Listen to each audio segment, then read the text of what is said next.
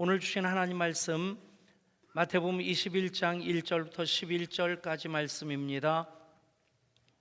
기록된 하나님 말씀을 제가 받들어 읽습니다. 그들이 예루살렘에 가까이 가서 감람산 벳박에 이르렀을 때에 예수께서 두 제자를 보내시며 이르시되 너희는 맞은편 마을로 가라. 그리하면 곧 매인 나귀와 나귀 새끼가 함께 있는 것을 보리니 풀어 내게로 끌고 오라. 만일 누가 무슨 말을 하거든 주가 쓰시겠다 하라. 그리하면 즉시 보내리라 하시니 이는 선자를 통하여 하신 말씀을 이루려 하심이라. 일러스되 시온 딸에게 이르기를 내 왕이 내게 임하나니 그는 겸손하여 나귀 곧 멍에 매는 짐승의 새끼를 탔도다 하라 하였느니라. 제자들이 가서 예수께서 명하신 대로 하여 나귀와 나귀 새끼를 끌고 와서 자기들의 겉옷을 그 위에 얹음에 예수께서 그 위에 타시니 무리의 대다수는 그들의 겉옷을 길에 펴고 다른 이들은 나뭇가지를 베어 길에 펴고 앞에서 가고 뒤에서 따르는 무리가 소리 높여 이르되 호산나 다윗의 자손이여 찬송하리로다. 주의 이름으로 오시는 이여 가장 높은 곳에서 호산나 하더라. 예수께서 예루살렘에 들어가시니 온 성이 소동하여 이르되 이는 누구냐 하거늘 무리가 이르되 갈릴리 나사렛에서 나온 선지자 예수라 하니라. 아멘. 종려주일인 오늘은 생명공동체를 세우는 40일 캠페인의 6주차입니다.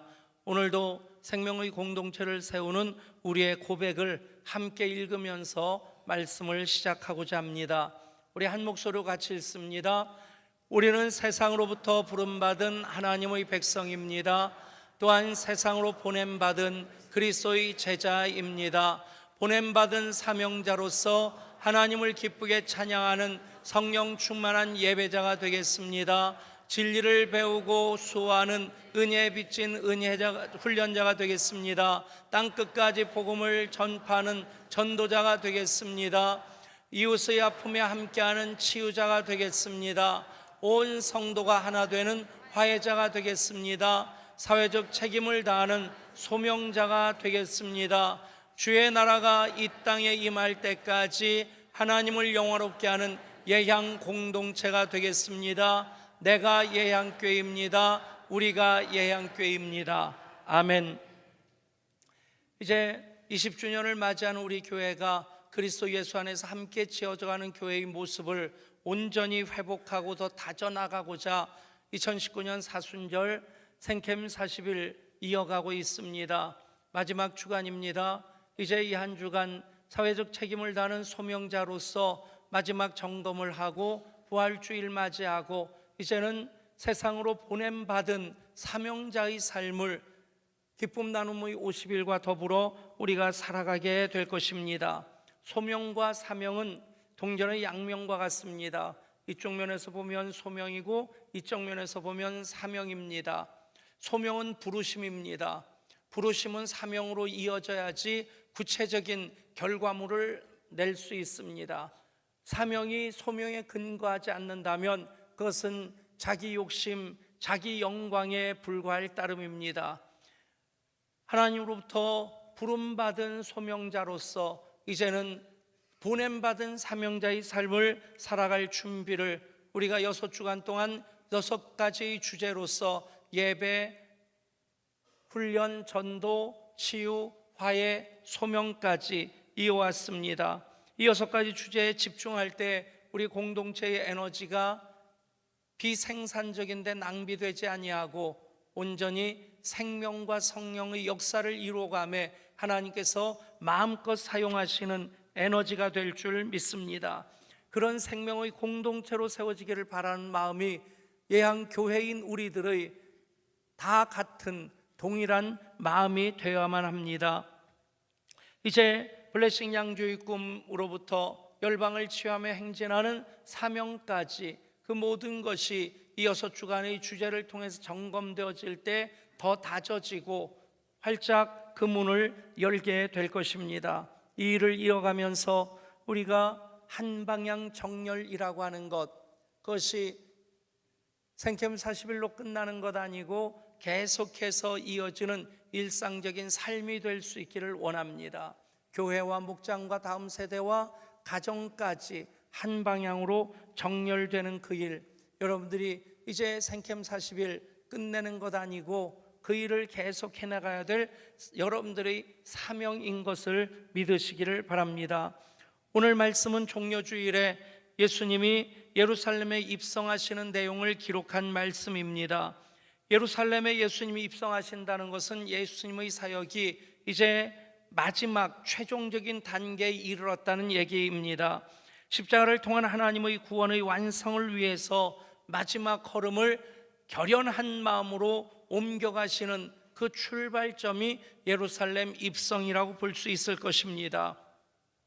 굉장히 긴장된, 예수님도 결연한 마음을 가지시고 또 예루살렘에 입성하시는 예수님을 보면서 제자들도 사뭇 긴장되어서 이제 마지막 예수님이 십자가에 달리시기까지 어떤 일이 일어날까 하는 그런 과정 속에서 난데없다 싶은 마음이 들 정도로 나귀 한 마리가 등장을 합니다.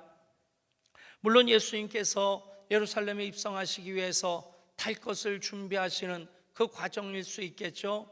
보면 예수님과 제자들이 벳바게까지 이르렀고 바로 지척에 예루살렘이 있고, 그리고 또 맞은편 마을로 가서 이제 멍에를 메어보지 않은 그 나귀가 새끼와 함께 있는 것을 보게 될 것이다, 그런 말씀을 하십니다.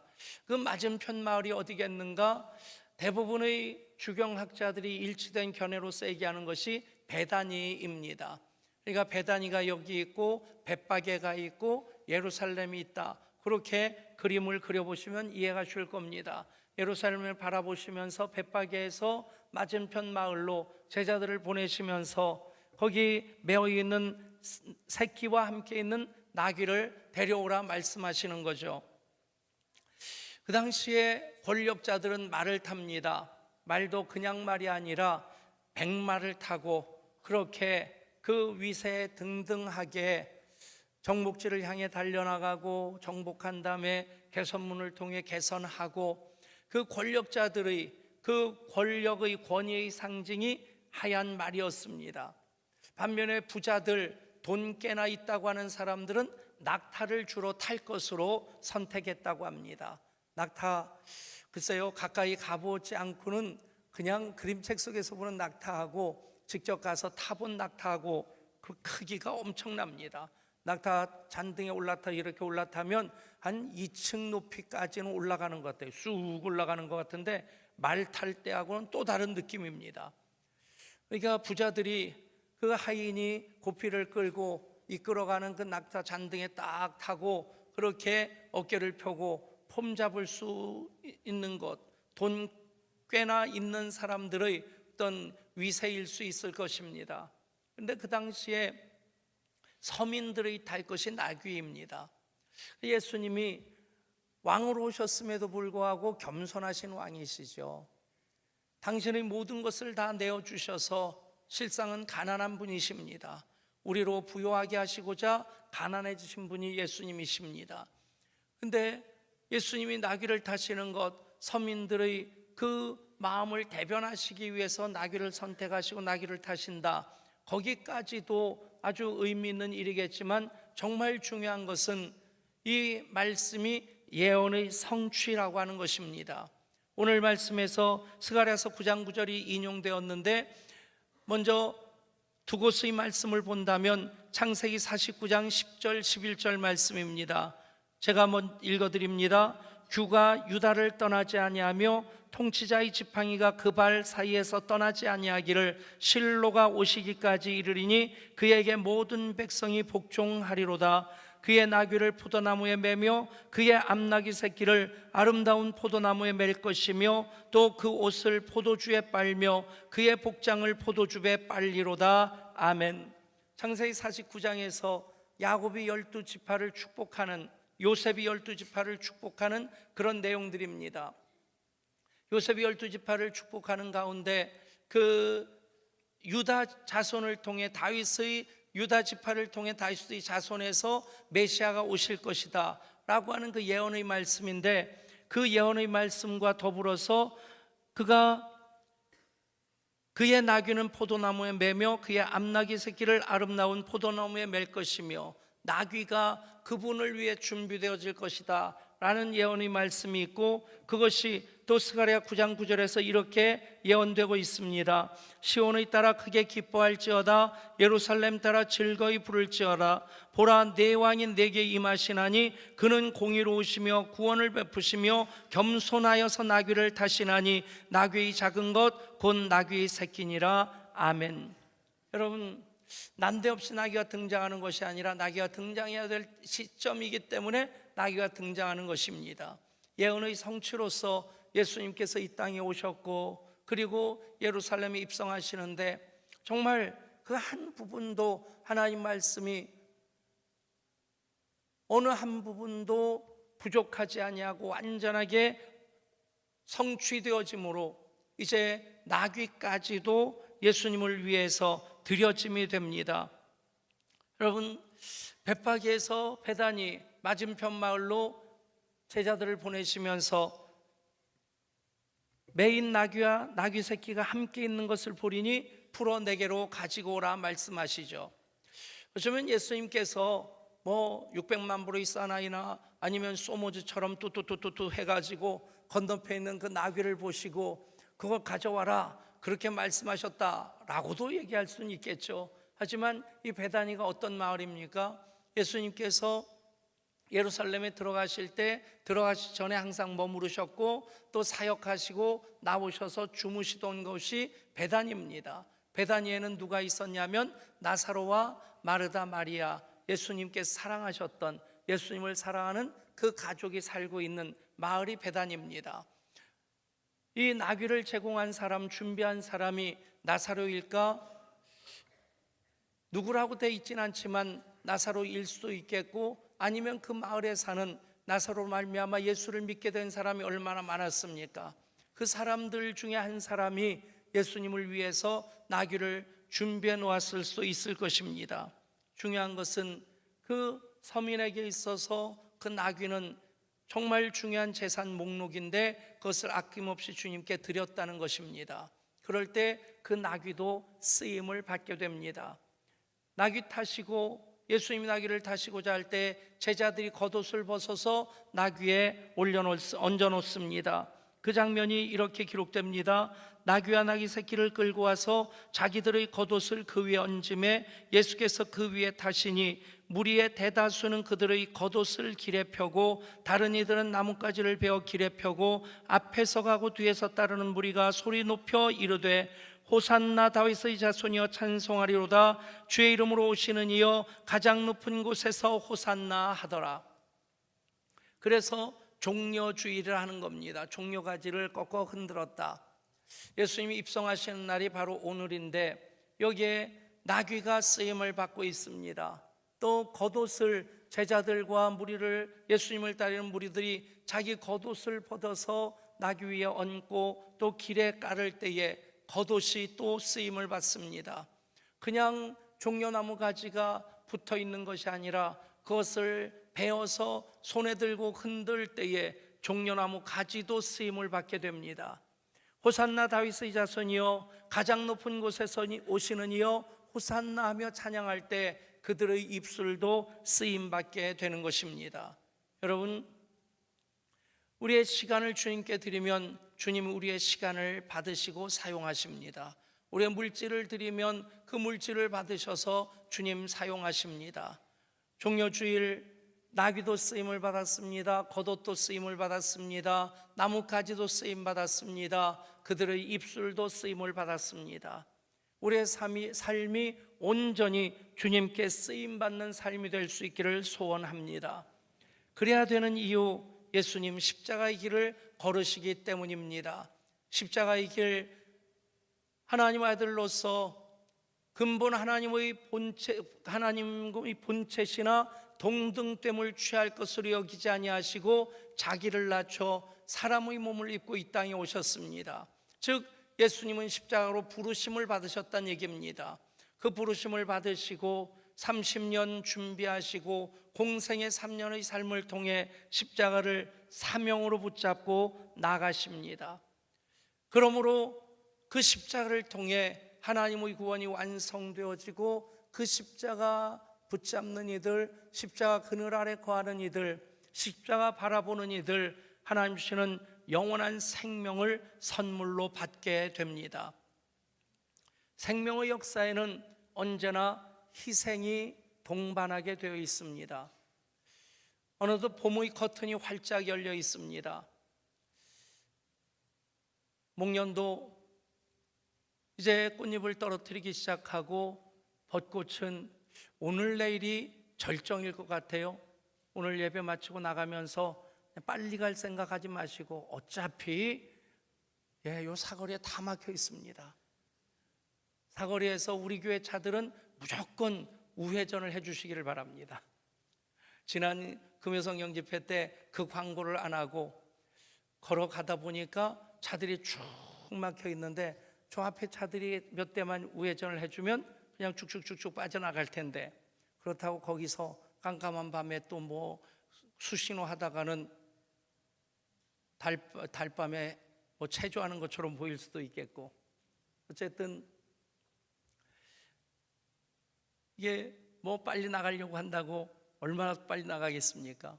그냥 한번 이렇게 눈으로 바라보면 우리 예배당 치면서 그 벚나무를 200그루를 심은 건데 여러 그루는 죽고 특별히 이쪽 3번 국도 쪽으로는 많이 죽었더라고요. 그래도 10년 지나니까 이제는 제법 모양을 갖춘 나무들이 제법 됩니다. 그래서 보면 윤중로랑 비교할 수는 없지만 그래도 그냥 우리 마당에 심겨 있으니까 한 번 더 이렇게 바라보게 되고 활짝 핀 꽃을 보면서 그래 수고했다 대화도 하게 되고. 근데 여러분, 그 벚꽃 한 송이 봄이 돼서 갑자기 툭 하고 터진 게 아닙니다. 조금 관심 가지고 보면요, 겨울이 시작되면서 꽃몽우리가 맺혀집니다. 그리고 그 추운 겨울 폭풍 한설 견뎌내면서 그것이 눈에 보이지 않을 만큼 굉장히 느린 속도로 어느 정도 커집니다. 쌀알 2개만큼 그 정도까지 커지고 나서 봄이 되면 물이 오르기 시작하면서 급속하게 부풀어 오르고 그리고 꽃망울을 툭툭 터뜨립니다. 여러분, 한 송이 꽃을 피우기 위해서 국화꽃은 봄부터 속초자가 울어야 되는 것이고요, 벚꽃 한 송이도 겨울부터 폭풍 한설을 견뎌내야만 합니다. 고난을 동반하지 아니하는 생명의 역사는 없습니다. 한 아이가 태어나기까지 10개월 동안 산모의 수고가 단지 해산의 고통뿐입니까? 10개월 동안 얼마나 그 많은 그 아픔을 몸으로 겪어야 합니까? 여러분, 예수님의 십자가도 마찬가지입니다. 예수님의 십자가로 완성되어지기까지 근본 하나님의 본체심에도 불구하고 동등됨을 취할 것을 여기지 아니하시고 사람의 몸을 입고 이 땅에 오십니다. 그것이 예수님의 소명입니다. 하나님의 부르심입니다. 그 부르심은 바로 십자가로 부르시는 것이죠. 그래서 이 땅에 오시는 것도 마구간 말구에 탄생하시는 것도 그 위에 십자가가 세워지는 겁니다. 하나님의 아들이심에도 만왕의 왕이심에도 불구하고 30년 준비하는 과정, 정말 얼마나 그 어려운 그 세월을 살아가십니까? 공생애를 시작하셔서도 공생의 목적이 인자가 자기 목숨을 많은 사람의 대속물로 줄여왔다고 그렇게 말씀하시면서 섬김 받으시는 것을 내려놓으시고 제자들 그 발 앞에 무릎 꿇어 제자들의 발을 씻기기까지 하십니다. 여러분, 그 십자가가 어느 날 갑자기 되어진 사건이 아니라 하나님의 유구한 역사 속에서 에덴 동산에서 쫓겨난 그 이후로 사람을 구원하시고자 하시는 하나님의 계획이 오랜 동안 예언으로 선포되어지고 그 예언의 성취를 위해 예수님이 십자가로 부르심을 받아 십자가를 소명으로 삼아 이 땅에 오셔서 33년의 여정을 거쳐서 그 십자가가 완성되어지는 것입니다. 여러분, 예수님의 소명이 그래서 십자가입니다. 그 십자가를 통해서 예수님이 죽으셨을 때 당신의 모든 것을 내어주셨을 때 하나님의 구원이 완성되어집니다. 때때로 목사로서 참 많이 아픈 질문을 할 때가 있습니다. 왜 그리스도인들이 믿음으로 자라지 아니할까? 그리스도인의 삶이 왜 변하지 아니할까? 이유는 딱 한 가지라 생각합니다. 죽지 않기 때문에 그렇습니다. 내가 죽고 내가 희생하고 내 것을 포기할 때 그때 하나님의 개입하심과 역사하심이 나타나게 되는데, 때로는 죽는 신용만이라도 하면 좋겠다 하는 생각도 해봅니다. 여러분, 예수님이 십자가에서 죽지 아니하셨다면 하나님의 구원은 여전히 미완성입니다. 교회도 존재할 수 없거니와 우리가 예수 그리스도의 이름으로 하나님께 예배하는 하나님의 자녀의 삶을 결코 살 수 없는 것입니다. 20세기 탁월한 신학자였던 존 스타트 목사님 이런 얘기를 합니다. 예수님에 관한 이야기 중 가장 중심이 되는 것은 무엇일까? 천여 몸을 통해 잉태했다는 동정녀 탄생 이야기일까?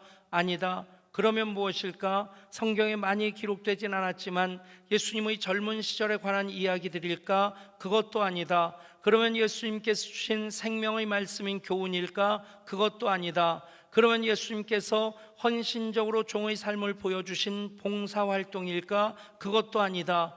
그러면 부활일까? 그럴지도 모르지만 부활도 아니다. 그러면 뭘까? 만왕의 왕이, 예수님이 만왕의 왕이 되셔서 영원토록 다스리신다는 통치일까? 그것도 아니다. 그러면 무엇이냐? 존 스타트 목사님의 대답입니다. 예수 그리스도의 죽음이다.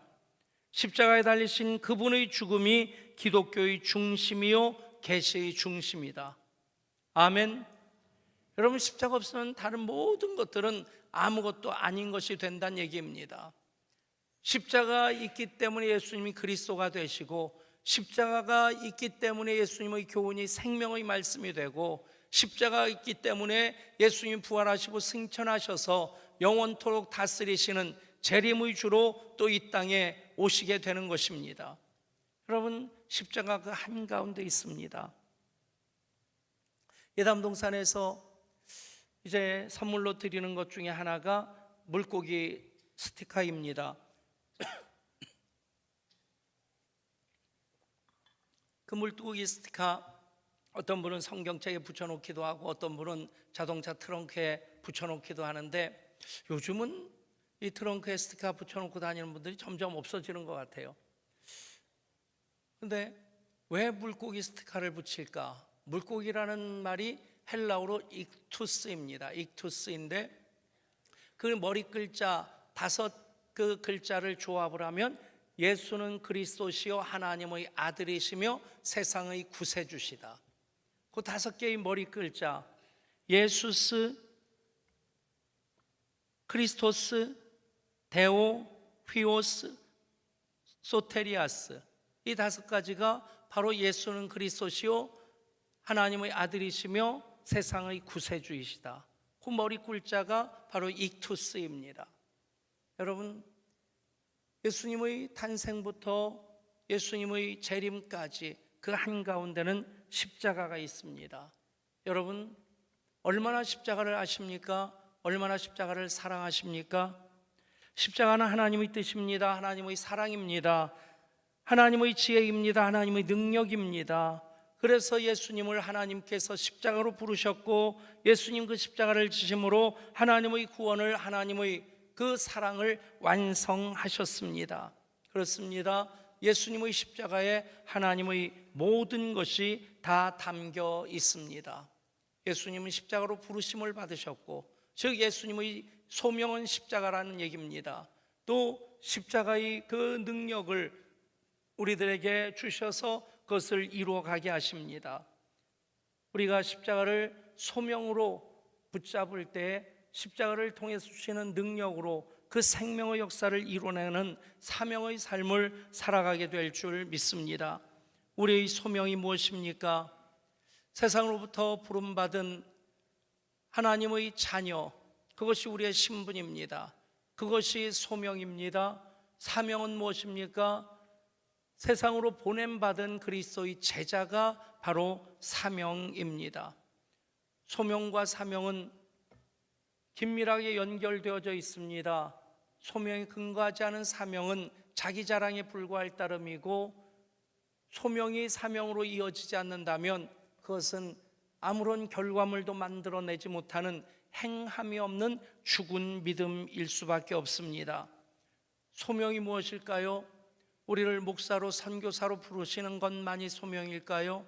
종교개혁자들은 소명은 우리의 삶으로 불러내시는 모든 것을 다 소명이라고 얘기합니다. 직업도 소명입니다. 주부로서 가정에서 일하는 것도 소명입니다.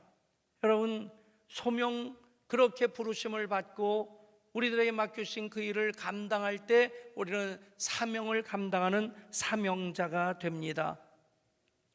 예수님의 12제자만이 소명자가 아닙니다. 우리 모두가 부르심을 받은 소명자입니다. 부르심을 받았다면 우리는 예로 응답함으로 이제 하나님 영광 위에 살아가야만 합니다. 그 삶이 사명의 삶으로 이어져야만 합니다. 중국 선교사 중에 밀른이라는 분이 참 존경받는 선교사 중에 한 분이었습니다. 그분이 로버트 모리슨이라고 하는 선교사가 중국에서 정말 열심히 사역하는 것을 보고 존경스러운 마음으로 자기도 선교사로 가서 로버트 모리슨 선교사를 도와주고 싶어서 선교부를 찾아갑니다. 선교부에서 면담을 했는데 낙방이 되죠. 당신은 아직 선교사로 준비가 되어 있지 않습니다. 그래서 우리가 선교사로 파송할 수가 없습니다. 그러자 이 밀런이 굉장히 낙심을 합니다. 저는 어떻게든 가서 로버트 모리슨 선교사님을 돕고 싶습니다. 저를 꼭 보내주십시오.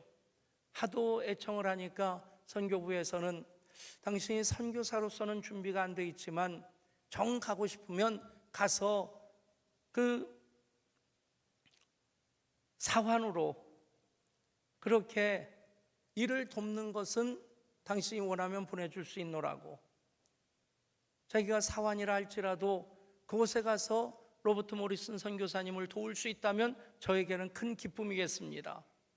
사환으로 갑니다. 가서 한 일이 청소하는 일이고 물 깃는 일이고 나무 패서 장작 만드는 일이고, 그런데 그 일을 정말 기쁨으로 하는 그 시간이 얼마 되지 않아서 그는 선교사의 사역을 시작했고, 또 중국 선교사 중에 존경받는 몇 분의 선교사 중에 한 분으로 이름을 올리게 됩니다.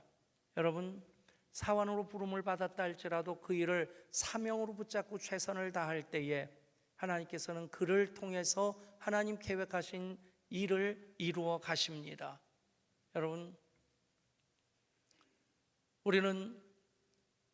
우리가 살아가는 삶의 모든 현장을 하나님이 부르신 부름의 현장으로, 그 소명으로서 그 현장을 끌어안을 때 가정이든 일터든 교회든 우리는 그곳에 사는 모든 일들을 하나님 영광 위한 일로 감당하게 될 줄 믿습니다. 인생 살면서 역경은 끊임없이 있게 될 겁니다. 역경과 마주칠 때 세 종류의 사람으로 나뉘어진다고 합니다. 첫 번째 부류를 퀴터라고 합니다. 퀴터, 도망가는 사람들. 역경과 마주치면 싸울 생각도 하지 않고 도망가 버린다는 거죠. 또 어떤 사람들은 역경 앞에서 더 이상 전진할 생각 안 하고 머물러 버린답니다. 그런 사람들을 캠퍼라고 얘기합니다. 텐트 치고 그냥 거기 머물러 있는 사람들.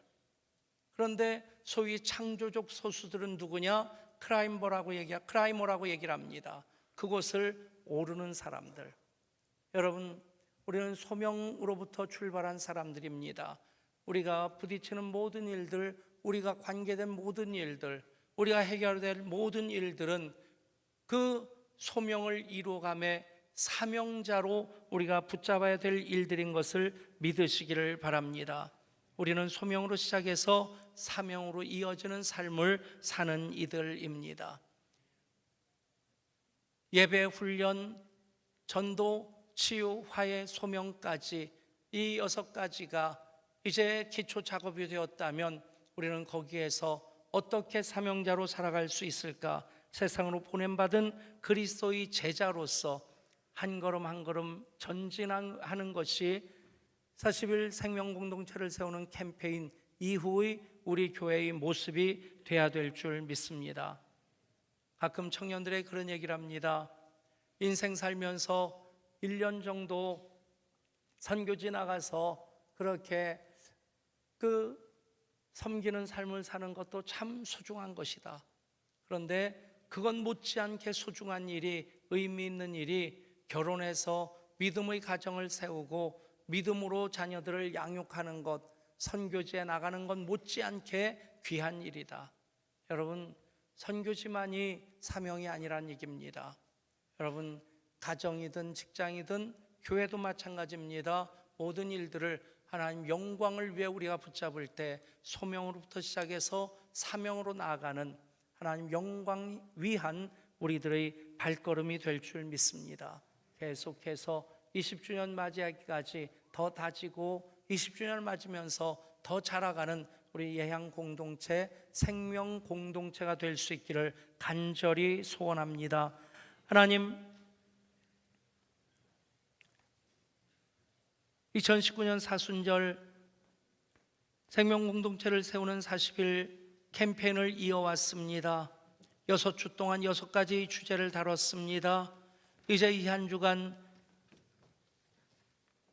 세상을 책임지는 소명자로서 사회적 책임을 다하는 우리 모두가 되게 하여 주시고, 이제 부활의 그 생명으로 세상을 향해 발걸음 옮겨 사명자의 삶을 이어 살아가는 우리 모두가 되게 하여 주시옵소서. 우리 주 예수 그리스도 이름으로 간절히 기도드리옵나이다. 아멘.